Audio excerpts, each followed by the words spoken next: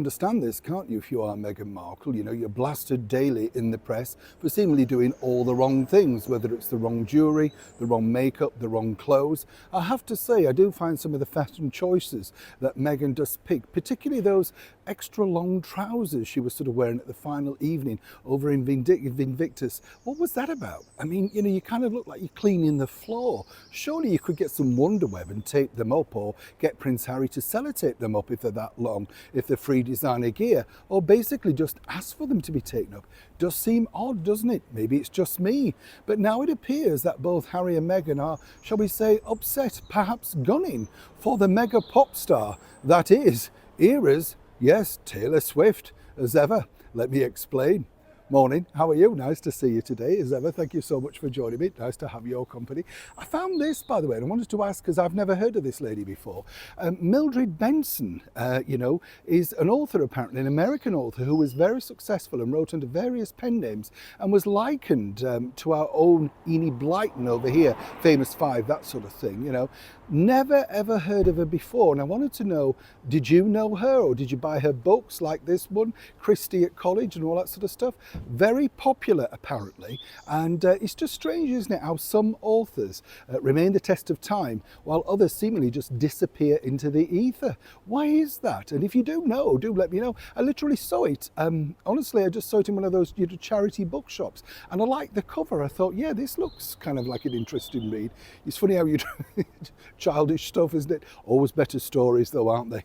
Yes, you know, oh, I love a Famous Five and a Secret Seven, don't you?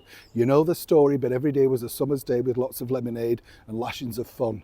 Yes, back as ever to your old story of the day. No lashings of fun here, let me tell you, because Meghan and Harry are furious regarding, of course, the pop star that is the beautiful, I think at least, Taylor Swift. You know, she's a very successful lady, done a lot to get her own career going. You know, there's been a lot of setbacks, but she's ploughed on.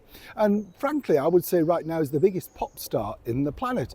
Let's not forget, of course, she jammed alongside Prince William at the time and John Bon Jovi to great success, hence the reason that she was unavailable for certain things, shall we say, for the other royals. But now it appears that Meghan and Harry are slightly furious, and perhaps some people might say rightly so, because you see, Taylor herself loves nothing more than darting around the world in her very own private jet. Nice if you've got one. But of course, this is the same Taylor, alongside Harry and Meghan, that lecturers all about climate change and how we should be saving the planet at every 10 minutes. You get the picture. Now, if you put it from the other side of the coin, you can understand this, because there she is and getting very little negative press. And of course, with Harry and Meghan, the minute they step on a private jet, they're lambasted in the press. Now, they basically have told their team, why is that the case? Well, I would surmise that it's a younger audience and people don't really care and forgive her because she's provided a lot of fun, interesting pop ditties. What do Harry and Meghan provide? Well, the lecturers about the climate change, Travelist, all of that sort of stuff. It's another headache, of one of many, that Meghan and Harry's team are going to have to face in the future to try and reverse this negative effect of course, Harry and Meghan's addiction to travelling only by private jet because they need to. Whereas you and I, well, we can slum it and take the bus. I'll see you at the stop. Neil Sean in the very heart of London.